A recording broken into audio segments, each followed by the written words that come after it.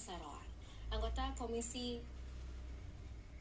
7 DPR Darmadi Durianto, Komisi 6 DPR Darmadi Durianto mencatat, hanya dalam 6 bulan beban keuangan KAI sudah mencapai 1,2 triliun rupiah dan bisa menembus 6 triliun rupiah pada 2026 jika tak segera direstrukturisasi.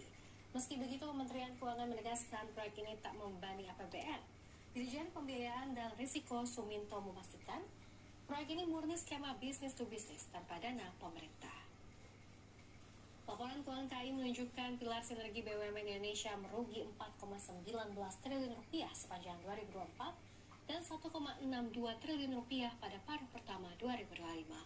Holding BUMN Nusantara kini menyiapkan sejumlah opsi, mulai dari suntikan modal, penambahan ekuitas, hingga menjadikan sebagian aset KCIC sebagai aset negara dengan skema PLU. Menteri Keuangan sekaligus Dewan Pengawas Nusantara Purbaya Yudhistira Dewa menegaskan, pemerintah tidak wajib menanggung utang proyek WUSH. Namun Nusantara menyebut punya kemampuan yang membantu dividen BUMN yang mencapai 90 triliun rupiah per tahun.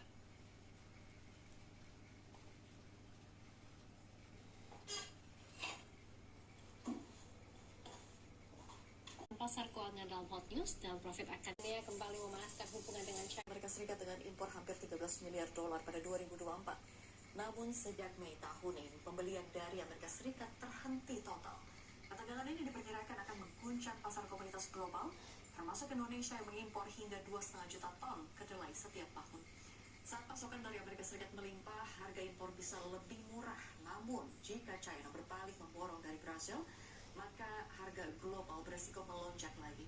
Posisi Indonesia yang masih bergantung pada impor kedelai membuat industri tahu dan tempe rentan terhadap gejolak politik antar negara adik kuasa.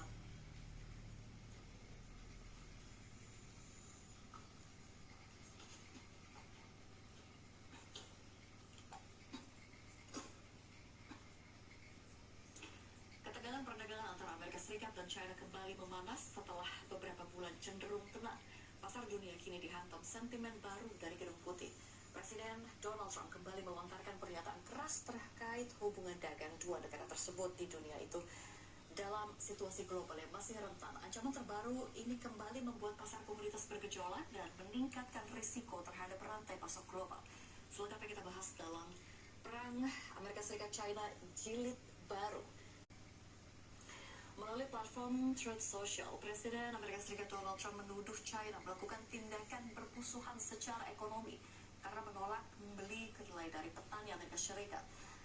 Trump menilai langkah ini sebagai serangan terhadap petani di Midwest yang selama ini mengandalkan